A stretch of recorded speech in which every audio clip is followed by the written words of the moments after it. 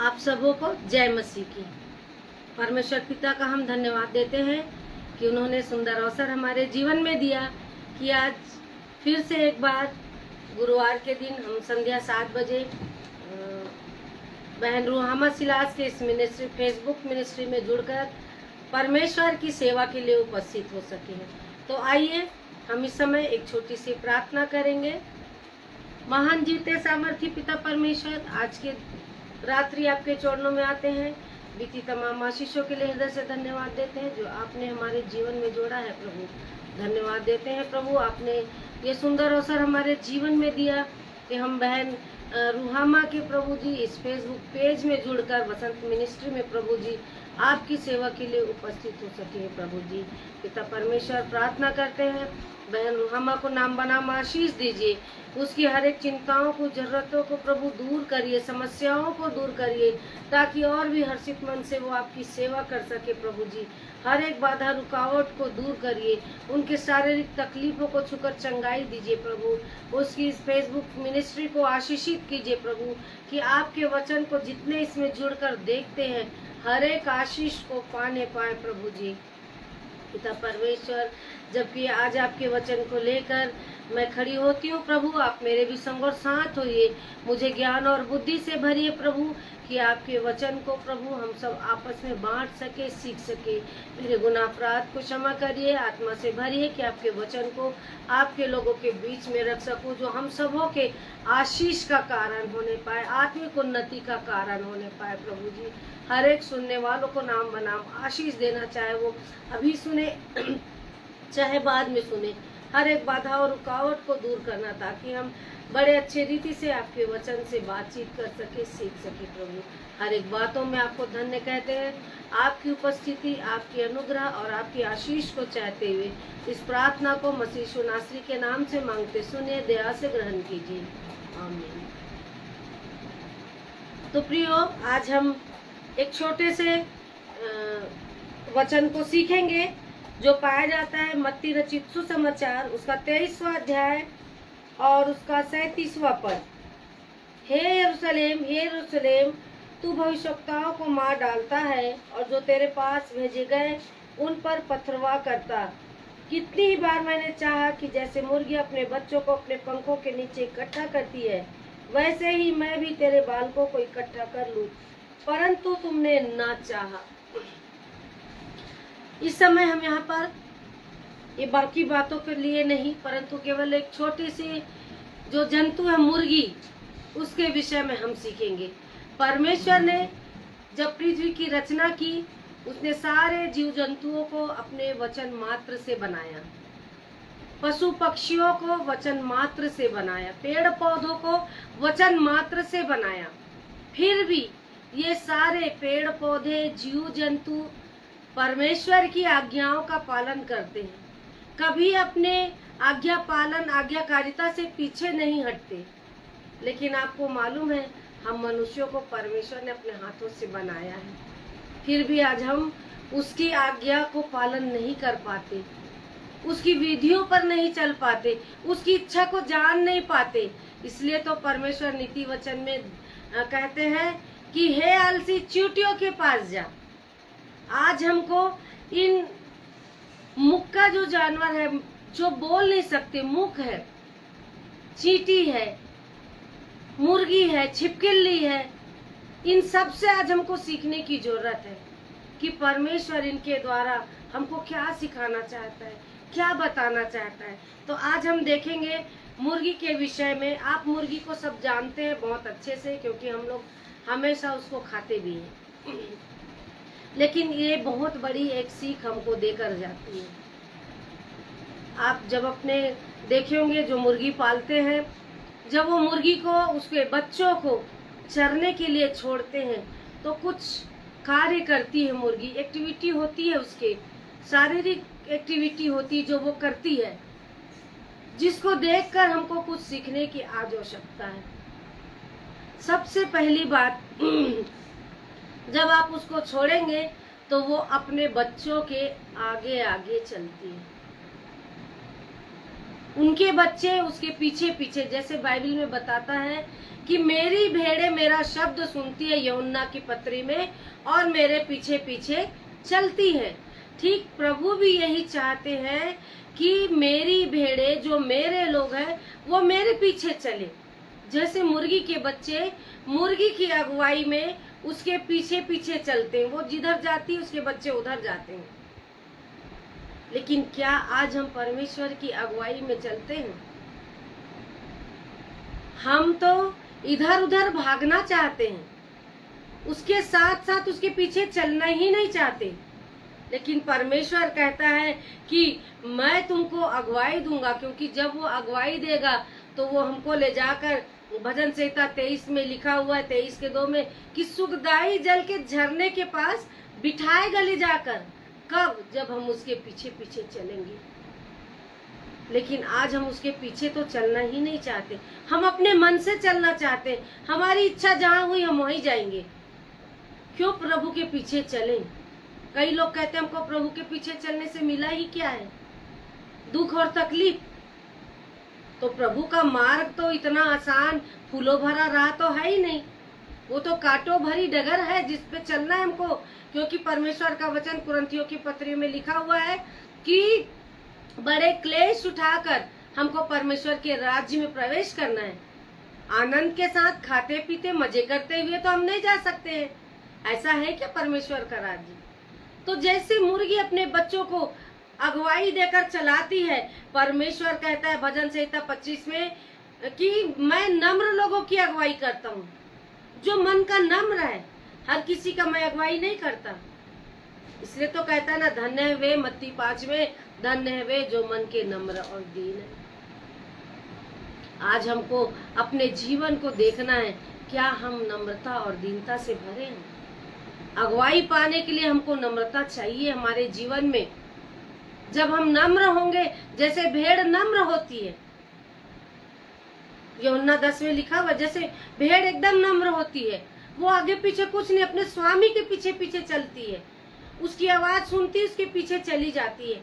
आज हमको भी अपने स्वामी की आवाज को सुनना है, उसके पीछे चलना है। क्या आज मैं और आप उसकी आवाज को सुनते हैं? बालक शामुएल ने तो सुना उसकी आवाज को। परमेश्वर ने 3 बार उसको पुकारा, हे शामुएल, हे शामुएल। तब उसको एली कहता है, बोलना कि का प्रभु, क्योंकि तेरा दास सुनता है। क्या आज मैं और आप प्रभु की आवाज को सुनते हैं? हमारे पास तो समय ही नहीं है प्रभु के पास बैठने के लिए, उसकी आवाज को सुनने के लिए। जब हम बैठेंगे तब तो उसकी आवाज को सुनेंगे। भजन संहिता 32:8 में लिखा है, भजन संहिता 32:8 में लिखा है, मैं तुझे बुद्धि दूंगा और जिस मार्ग में तुझे चलना होगा उसमें मैं तेरी अगुवाई करूंगा।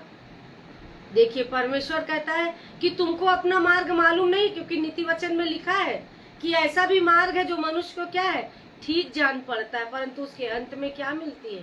मृत्यु मिलती है। इसलिए परमेश्वर का वचन कहता है कि मैं तुमको अगुवाई दूंगा और किस मार्ग में चलना है ये भी मैं तुमको बताता चलूंगा। बाइबल बताती है कि जब तुम चलने लगो और दाएं बाएं मुड़ो तो पीछे से तुमको आवाज आएगी, मार्ग ये है और इस पे तुमको चलना है। हमको परमेश्वर की अगुवाई में चलना है, तब वो हमारे लिए सीधा मार्ग निकालेगा। नीति वचन 3 में लिखा हुआ है कि अपनी समझ का सहारा न लेना, परंतु संपूर्ण मन से यहोवा पर भरोसा रखना, तब वो तेरे लिए सीधा मार्ग निकालेगा। आज हम क्या करते हैं? अपने ऊपर भरोसा रखते हैं, अपने मन के अनुसार चलना चाहते हैं, इसलिए तो हम गिर जाते हैं, इसलिए तो हम हानि उठाते हैं, विपत्ति में पड़ते हैं, दुख और तकलीफ में पड़ते हैं। कब? जब हम प्रभु के मार्ग में चलना नहीं चाहते, उसकी अगुवाई में चलना नहीं चाहते। और थोड़े समय के लिए प्रभु हमारी अगुवाई नहीं करता है। परमेश्वर का वचन बताता है भजन संहिता 48 उसका 14 पद में, क्योंकि यह परमेश्वर सदा सर्वदा हमारा परमेश्वर है और वो मृत्यु तक हमारी अगुवाई करेगा। ऐसा नहीं है कि वो परमेश्वर आज हमारे साथ साथ चला और कल जब हमारे जीवन में दुख आया, तकलीफ आया तो वो हमको छोड़ देगा। कभी नहीं छोड़ता। परमेश्वर का वचन कहता है, ना तो मैं तुझे कभी छोड़ूंगा और ना मैं तुझे कभी त्यागूंगा। मैंने तेरा चित्र अपने हथेली में खोद कर बनाया है। वो परमेश्वर है हमारा, जो हमको कभी नहीं त्यागता, कभी नहीं छोड़ता। लेकिन हम फिर भी उसकी अगुवाई में अपने जीवन को सौंपना नहीं चाहते। वो कहता, मृत्यु तक, जब तक हम कब्र में ना पहुंच जाए, तब तक वो परमेश्वर हमारी अगुवाई करता है। और हमको अपने इस परमेश्वर की अगुवाई में उसके साथ साथ चलना है। क्यों अगुवाई करता है मालूम है? भजन संहिता 73 में लिखा है कि वो हमको बुद्धि देकर हमारी अगुवाई इसलिए करता है कि वो हमको अपने पास रखे। वो चाहता है कि जैसे मुर्गी के बच्चे मुर्गी के पास रहते हैं, वैसे परमेश्वर भी चाहता है कि मेरे बच्चे मेरे पास रहें, मुझसे दूर ना जाएं। इसलिए तो मृत्यु तक हमारी अगुवाई करता है ना वो, कि कहीं हम पाप में फंस ना जाए, हम गिर ना जाएं। प्रभु हमारी अगुवाई करते हुए हमको लेकर चलता है, ताकि हम हमेशा इस लोक में भी और परलोक में भी परमेश्वर के साथ साथ रहें। सो परमेश्वर सबसे पहली बात है, हमारी अगुवाई करता है। दूसरी बात हम देखेंगे कि जब मुर्गी अपने बच्चों को लेकर जाती है और उसको कहीं पर खाने की चीज मिलती है, वो चलती रहती है, चलते रहती है, लेकिन और अपने पैरों से क्या करती, कई जगह देखिएगा आप, जमीन को खोदती है, अपने चोंच को मारती है जमीन में ताकि कुछ खाने का मिले। और जब उसको खाने की कोई भी वस्तु मिल जाती है, तब वो एक आवाज निकालकर अपने बच्चों को बुलाती है अपने पास, और बुलाकर वो उनको उस खाने को देती है। उसको अपने बच्चों की चिंता है कि मेरे बच्चे छोटे हैं, क्या खाएंगे। वो अपने बच्चों के लिए खाना स्वयं ढूंढती है और उनको खाना देती है। हमारा प्रभु भी तो कहता है ना कि तुम्हारी सारी जरूरतें तुमसे पहले मैं जानता हूँ, पहले तुम मेरे राज्य और धर्म की खोज कर लो, सारी वस्तुएं तुमको मिल जाएगी। भजन संहिता 23:1 में लिखा, यहोवा मेरा चरवाहा है, मुझे कुछ घटी ना होगी। क्यों घटी नहीं होगी? क्योंकि वो मेरा अब्बा है, मेरा खुदा है, मेरा पिता है, मेरा चरवाहा है। मुझको कहाँ पर हरी हरी चराई मिलेगी, कहाँ अच्छा भोजन मिलेगा, वो मेरे पिता को मालूम है।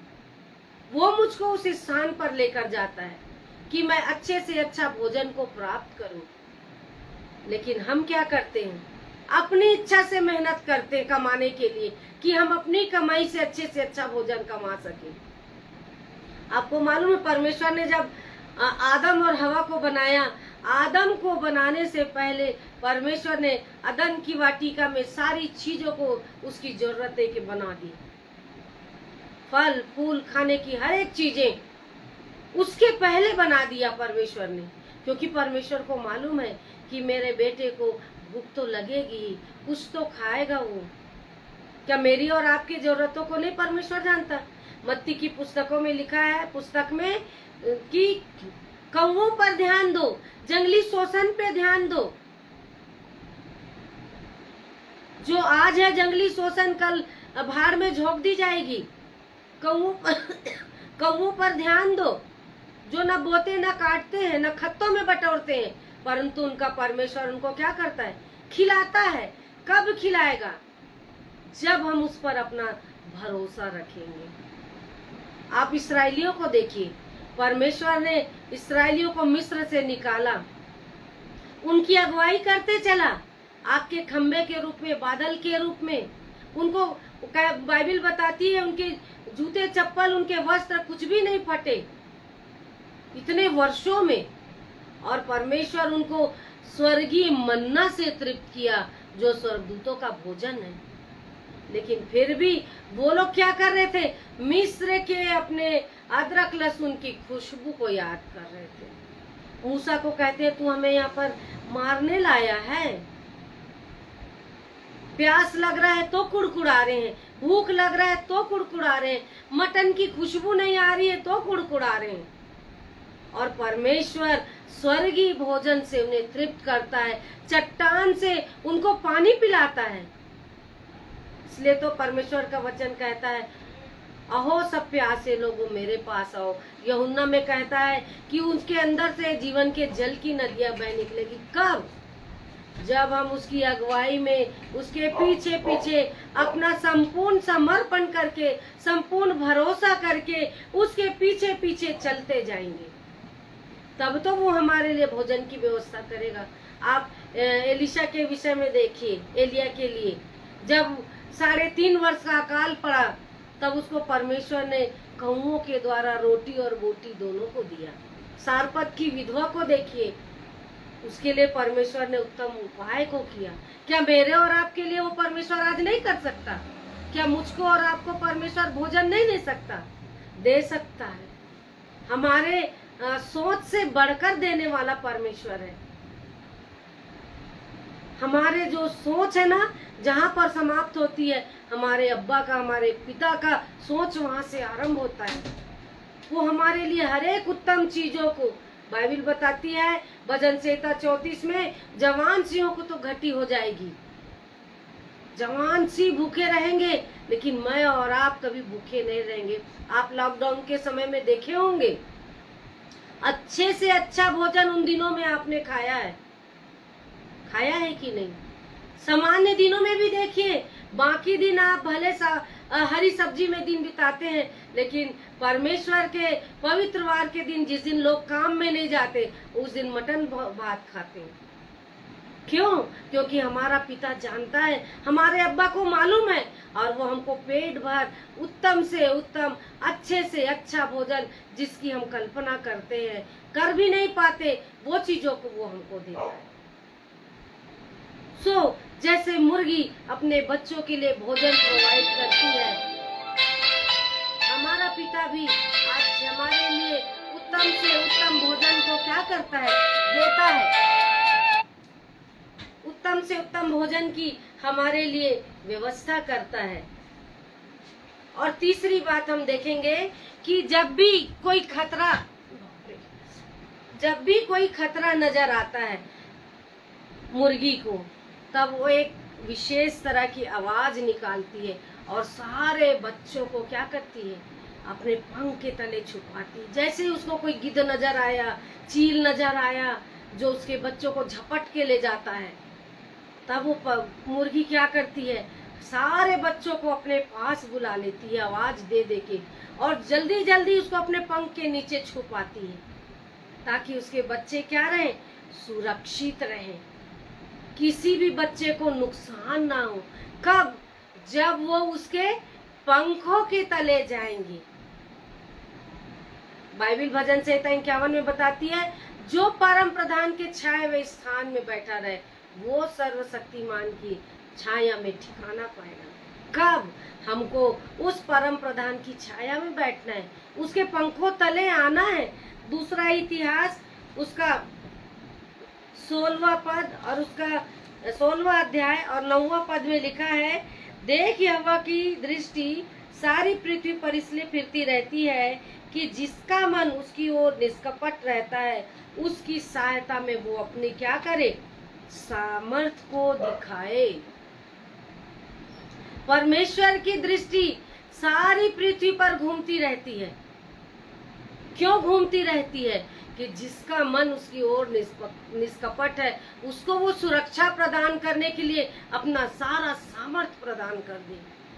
इस्राएलियों की सुरक्षा के लिए क्या परमेश्वर ने अपनी सामर्थ नहीं दिखाई? लाल समुद्र से उनको पार नहीं कराया, उनको रोटी नहीं दिया, उनको पानी नहीं दिया।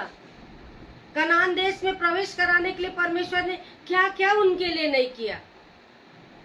लेकिन फिर भी वो लोग उस बिगड़ेल बच्चे की तरह, उसके पंखों की तरह नहीं रहने के तले रहना नहीं चाहते। आज भी बहुत सारे, आज अपने बच्चे को लेकर आप सड़क में निकलिए, जो आपका बिगड़ेल बच्चा रहेगा, जिसकी दृष्टि इधर उधर रंग बिरंगी चीजों में रहेगी, वो क्या करेगा? आपका हाथ छुड़ाकर सड़क में इधर उधर भागेगा। उसको चिंता नहीं है, लेकिन जो उसका माता है, उसका पिता है, जो उसका बड़ा जन है, उसको लेकर निकला है, उसको तो चिंता है। जब अब्राहम और लूत जाते हैं तब लूत क्या करता है, जब उससे अलग होता है तो बाइबल बताती है वो हरियाली को देखकर उसके पीछे चला गया सदोम और अमोरा में, और उस हरियाली के कारण वहां कितना पाप होता था। उसकी पत्नी उसी हरियाली, उसी अपने सामान के चक्कर में पीछे मुड़कर देखी और नमक का खंभा बन गई। हमारा परमेश्वर हमको सुरक्षा प्रदान करना चाहता है, बीमारियों से, दुख से, तकलीफ से। बाइबल बताती है, यशायाह में लिखा है, उसके कोड़े खाने से हम चंगे हो गए। हमारी को चंगाई के लिए उसने अपने पीठ पर 39 कोड़ों की मार सह ली कि हम बीमारी से बच जाए। हमारे पापों से छुटकारे के लिए उसने अपने लहू को बहा दिया। क्यों? क्योंकि हमको सुरक्षा देना था उसको। अय्यूब के विषय में लिखा है कि शैतान उसको कहता है, क्या तूने उसके चारों ओर बाड़ा नहीं बांधा है? परमेश्वर अपने लोगों के डरवैयों के चारों ओर बाड़ा बांध कर रखता है ताकि दुष्ट उसको छूने ना पाए। परंतु हम लोग ही हैं ऐसे जो उस बाड़े को तोड़ते हैं। इसलिए तो परमेश्वर का वचन कहता है कि जो बाड़े को तोड़ेगा उसको सर्प डसेगा। कौन सर्प डसेगा? यही इब्लिस, यही लूसीफर, जिसका प्रमोशन होते होते आज वो अजगर बन चुका है। परंतु आज हम लोग कहाँ हैं? हमारा कितना प्रमोशन हुआ है? क्या हम परमेश्वर के निकट और निकट और निकट परमेश्वर के पास जाते हैं? भजन संहिता 41 में लिखा है कि वो उनकी रक्षा करके उनको भाग्यवान बना देता है। ऐसे ही सिर्फ हमारी रक्षा नहीं करता, रक्षा करके भाग्यवान बनाता है। आप यूसुफ को देखिए, जब उसके सारे भाई उसको गड्ढे में डाल दिए मरने के लिए, तब उसको उसका एक भाई के कहने से निकालते हैं और मिस्रियों के हाथ बेच देते हैं। क्या परमेश्वर ने यूसुफ की सुरक्षा नहीं की? वो तो मृत्यु की जगह में था।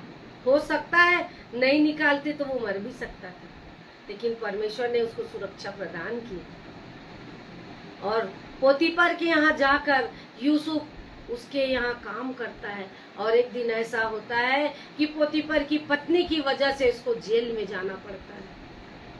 और जेल में राजा के 2 लोग भी बंद रहते हैं, एक पिलाने हारा और एक खिलाने हारा। और यूसुफ कहता है कि जब तुम उनके स्वप्नों का जब अर्थ बताता है, दोनों स्वप्न देखते हैं, यूसुफ दोनों को उनके स्वप्न का जब अर्थ बताता है और कहता है कि जब तुम राजा के सन्मुख उपस्थित हो तो मेरे भी बातें करना, मेरी भी चर्चा करना। यूसुफ को परमेश्वर कैसा भाग्यवान किया कि एक दिन जब राजा फिरौन स्वप्न देखता है और यूसुफ जाकर उसको उस स्वप्न का अर्थ बताता है, तब यूसुफ को राजा प्रधानमंत्री नियुक्त कर देता है।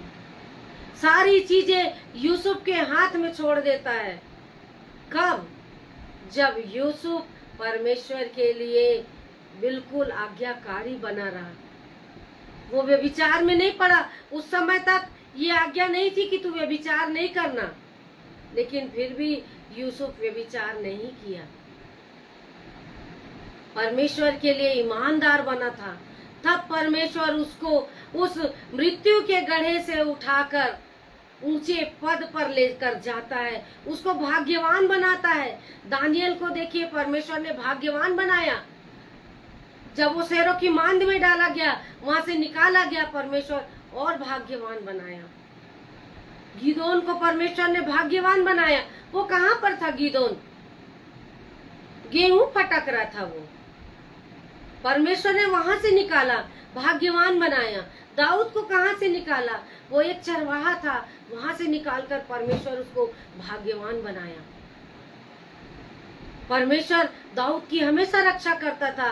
कितनी ही बार उसकी भेड़ बकरियों को जंगली जानवर शेर लेकर उठा कर जाते, वो उनसे लड़ता, विजय प्राप्त करके अपने पशुओं को लेकर आता था। परमेश्वर उसकी रक्षा करता था। और भजन संहिता 91, उसके भजन संहिता 91 और उसके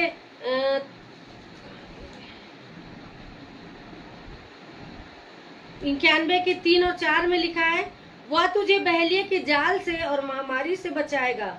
वह तुझे अपने पंखों की आड़ में ले लेगा और तू उसके पैरों के नीचे शरण पाएगा। परमेश्वर हमको शैतान की युक्तियों से भी बचाता है। इसलिए तो पौलुस कहता है कि तुम शैतान की युक्तियों से अनजान नहीं हो, क्योंकि परमेश्वर हमारी अगुवाई करके हमको पहले से बताता है कि क्या होना है। आज देखिए परमेश्वर के दास लोग कितनी भविष्यवाणी कर रहे हैं दुनिया के बारे में। परमेश्वर हमको शैतान के फंदे में गिरने से बचाता है, लेकिन हम खुद जब उस फंदे में फंसते हैं जानबूझकर, तब परमेश्वर क्या कर सकता है। शिमशोन को देखिए, जन्म से नजीर था, लेकिन जानबूझकर दलीला के प्रेम में फंसा और सारे अभिषेक को खो दिया।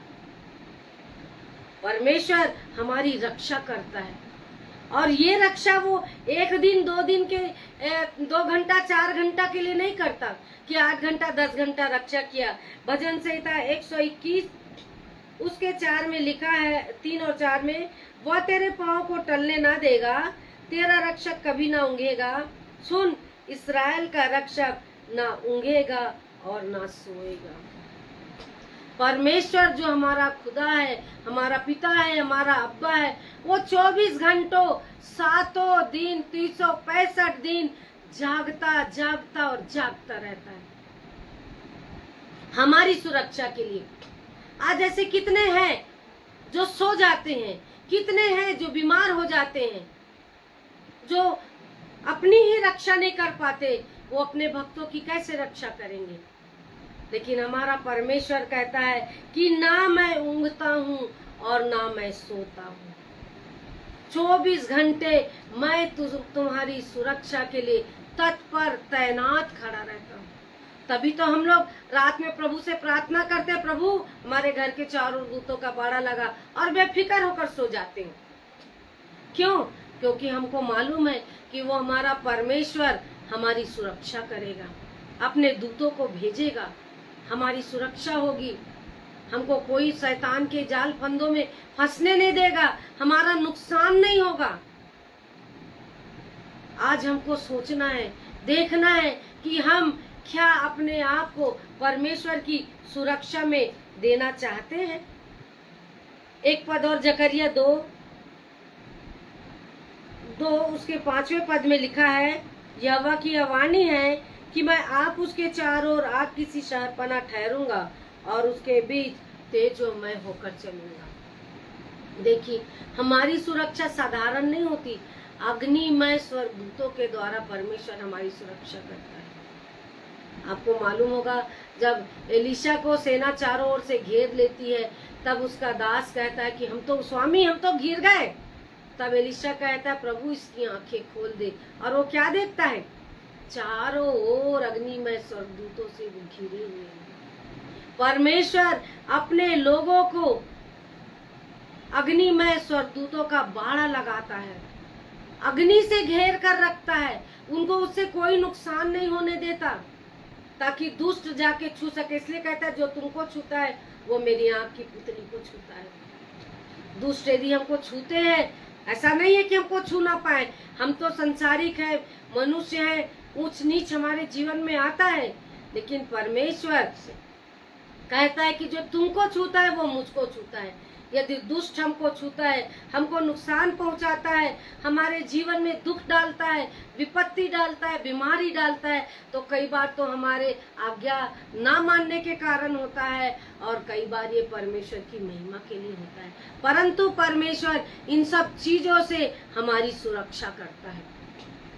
जैसे मुर्गी अपने बच्चों को सुरक्षा देती है, सारे बच्चों को पंखों तले छुपा लेती है, परमेश्वर भी चाहता है कि उसके बच्चे उसके परों के नीचे सारे के सारे बच्चे ठिकाना पाएं, छुपे रहें। कब? जब हम सर्वशक्तिमान की छाया में बैठेंगे, उसको अपना आधार मानेंगे, उस पर विश्वास करेंगे, उसकी अगुवाई में चलेंगे, उसकी सुरक्षा में चलेंगे, तब वो हमको अपने पंखों तले छुपा कर रखेगा। दुष्टता के फंदों से बचाएगा, शैतान के हर एक जाल फंदों से। क्योंकि पतरस की पत्री में लिखा हुआ है कि शैतान जो तुम्हारा विरोधी है वो गरजने वाले सिंह की नहीं इस ताक में रहता है कि किसको फाड़ खाए। शैतान खड़ा है, थोड़ा सा भी आप इधर उधर किए वो आपको सिंह की नहीं फाड़ खाएगा। फिर उस समय हमको कोई छुड़ाने वाला नहीं रहेगा। क्यों? क्योंकि हमने उसके बाड़े को तोड़कर बाहर निकला है। तब तो सांप हमको डसेगा ही। हमको उसके बाड़े के अंदर रहना है, सुरक्षा घेरा के अंदर में रहना है, ताकि शैतान हमको छूने ना पाए। हमारी सुरक्षा, कहता है ना, मैं अपनी आंखें, दाऊद कहता मैं अपनी आंखें पर्वतों की ओर लगाऊंगा। मुझे सहायता कहाँ से मिलेगी? जब हम दुख में हैं, तकलीफ में हैं, बीमारी में हैं, तंगी में हैं, चिंता में है, मुसीबत में है, हमको सहायता अपने परमेश्वर से मांगना है, उसके पंखों के तले जाना है। आज मनुष्य जब दुख और तकलीफ आता है तो क्या करता है? सबसे पहले वो अपने जान पहचान, प्रियजन, नाते रिश्तेदार के पास जाता है, उनके पास अपनी जरूरतों को रखता है, उनसे सहायता मांगता है। इसलिए तो अय्यूब 1:5 में लिखा है, पुकार कर देख, क्या है कोई सुनेगा। पुकारते रहो आप अपने नाते रिश्तेदारों को। वो समय पे काम नहीं आएंगे, जब ठीक समय आता है सब किनारे हो जाते हैं। जब आपको पैसे की जरूरत है, कोई आपको पैसे से सहायता करना नहीं। कुछ लोग हैं जो एक दूसरे की सहायता करते हैं, लेकिन ज्यादातर लोग दुख में, तकलीफ में किनारे हो जाते हैं। लेकिन हमारा परमेश्वर हमको कभी नहीं छोड़ता, कभी नहीं त्यागता। सबसे पहले जब हमारे जीवन में दुख और तकलीफ आती है, पीड़ा आती है, समस्या आती है, चिंता आती, हमको सबसे पहले अपने पिता के पास जाना है, उसके पास आंसू बहाना है, उसके चरणों में अपने आप को समर्पित करके अपनी समस्याओं को, चिंताओं को उसके चरणों में चढ़ाना है। क्योंकि बाइबल बताती है वो संकट में अति सहज से मिलने वाला परमेश्वर है। जब हम संकट में है ना, हमारे नाते रिश्ते फोन नहीं उठाएंगे, लेकिन बाइबल बताती है भजन संहिता में कि वो संकट में अति सहज से मिल जाएगा। जैसे हम जाके उसके चरणों में अपनी चिंता को, समस्या को रखेंगे, आंसू को बहाएंगे, तत्काल वो हमारी समस्या का समाधान करता है। क्योंकि वो कभी सोता, कभी ऊँघता नहीं है।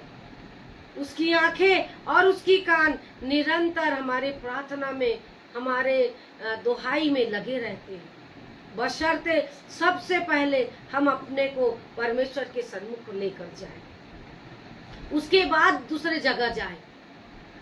मैं सोचती हूँ उसके बाद तो दूसरे जगह जाने की जरूरत ही नहीं पड़ेगी, क्योंकि हमारा परमेश्वर हमारी जरूरतों को हमसे बेहतर जानता है। हमको क्या चाहिए, क्या नहीं चाहिए, वो हमारा पिता जानता है। जैसे एक माता पिता को अपने बच्चों के सामने उसके छोटे अबोध बच्चे को बोलने की जरूरत नहीं रहती कि मेरे को ये चाहिए। उसके माता पिता जानते हैं अब मेरे बच्चे को दूध चाहिए, अब मेरे बच्चे को ठोस आहार चाहिए, अब भोजन चाहिए, अब इसको अच्छा वस्त्र चाहिए, अब साइकिल चाहिए, अब स्कूल जाना चाहिए। ये माता पिता जानते हैं। तो हम संसारिक होकर इतने अच्छे से अपने बच्चों को समझते हैं, तो क्या हमारा पिता हम इन संसारिक माता पिता से बढ़कर हमको नहीं समझता? उसने तो अपने जीवन का सांस हमको दिया है, अपने हाथों से बनाया है, वो तो हमको बेहतर जानता है। इसलिए वो हमारी सुरक्षा करता है। वो हमको जानता है कि हम निर्बल पात्र हैं, हम मिट्टी से बने हैं। वो हमारी सुरक्षा करता है, हमारी सहायता करता है। और इसके बाद इब्रानियों की पत्री में लिखा है कि जब वो अपने साथ अपने सारे बच्चों को रखती है तो उसका एक उद्देश्य भी रहता है कि उसके सारे बच्चे क्या करें, आपस में एक साथ रहें, एक मन रहे, एकजुट होकर रहे, इधर उधर ना भागे। इसलिए छोटा सा उसका पंख होता है, मगर फिर भी वो अपने बच्चों को क्या करती है, अपने पंख में एक साथ रखती है, एकता चाहती है वो। लेकिन आज के हमारे जीवन में एकता है? आज तो एक घर में दो लोग एक मन होकर नहीं है। इसलिए तो बाइबल कहती है कि यदि दो लोग एक मन होकर मांगे तो मैं दूंगा। कोई भी एक मन एक साथ होकर नहीं चाहता रहना। कलीसिया देखिए, एक मन नहीं है, हर कलीसियाओं में फूट है, हर घर में फूट है, हर जगह देखिए आप एक मन होकर लोग रहना नहीं चाहते। और पौलुस अपनी पत्री में कहता है एक मन होकर रहना ये परमेश्वर का वरदान है। यदि आज आपके घर में सारे लोग एक मन होकर एक प्रेम के साथ एक छत के नीचे रहते हैं तो समझिए ये परमेश्वर का वरदान है आपके परिवार में। क्योंकि आज सारे लोग एक छत के नीचे रहते ही नहीं हैं। सास ससुर अलग है, बहू अपने पति को लेकर अलग है, बेटी दामाद कहीं है, बच्चे कहीं हैं। विदेशों में बच्चे पढ़ रहे, माँ बाप अकेले पढ़े, विदेशों में बच्चे नौकरी कर रहे, माँ बाप यहाँ है। मन एक है ही नहीं, ना साथ में है, हमेशा अलग अलग है। इब्रानियों की पत्री 10वां अध्याय उसका 25वां पद में लिखा है, और एक दूसरे के साथ इकट्ठा होना ना छोड़े जैसे कि कितनों की रीति है, और एक दूसरे को समझाते रहे, और ज्यों ज्यों उन दिनों को निकट आते देखे त्यों त्यों और भी ज्यादा ये करें या किया करें। हमको इकट्ठे होना है, एक मन होना है, क्योंकि अंत निकट है, परमेश्वर का आना निकट है। और जितने परमेश्वर को जानने वाले हैं अधिक से अधिक हम एक मन होकर एक चित्त होकर एक साथ रहना सीखें। क्योंकि एक साथ होकर यदि हम मांगते हैं तो परमेश्वर हमको देता है। बहुत सारी बातें होती है एक मन होकर कार्य करने से। मुर्गी जैसे अपने बच्चों को एक साथ रहकर एकता सिखाती है, हमारा परमेश्वर भी चाहता है कि अंत के दिनों में हम एक साथ होकर रहें, एक मन होकर रहें, एक दूसरे को ना चिढ़ाएं, एक दूसरे को ना छेड़े। बाइबल कहती है एक दूसरे को ना चिढ़ाओ, ना छेड़ो, परमेश्वर के निकट एक मन होकर रहो। और जो परमेश्वर से दूर है उसको कोशिश करो, प्रार्थना करो कि वो भी परमेश्वर के निकट आ जाए। हम मिलकर परमेश्वर के साथ रहें, आनंद मनाएं। क्योंकि जब मुर्गी अपने बच्चों के साथ रहती है ना तो उसको भी आनंद आता है कि मेरे सारे बच्चे मेरे साथ हैं आज, वो खुश होती है। हमारा परमेश्वर भी आनंद मनाना चाहता है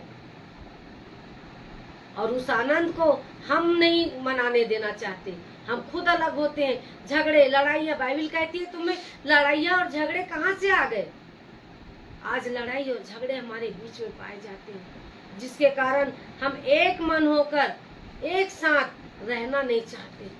हमेशा एक दूसरे को नीचा दिखाना चाहते हैं, अपने आप को एक दूसरे से बड़ा समझते हैं। प्रभु यीशु मसीह अपने पकड़वाए जाने से पहले सारे चेलों के पैर धोते हैं। वो अपने आप को बड़ा नहीं समझते, किसी को नीचा नहीं दिखाया उन्होंने। आज हम लोग क्या करते हैं, एक दूसरे को नीचा दिखाते हैं, अपने आप को बड़ा समझते हैं और एक साथ होकर रहना नहीं चाहते। हमको एक मन एक साथ होकर रहना है, और तब उससे क्या होगा, परमेश्वर का राज्य बढ़ता जाएगा, शैतान का सिंहासन डोलने लगेगा। कब? जब हम एक मन होकर रहेंगे। और नहीं तो शैतान बोलेगा ये तो सब अलग अलग मन के, इनके बीच में थोड़ा सा फूट डालूंगा, ये ऐसे ही अलग हो जाएंगे।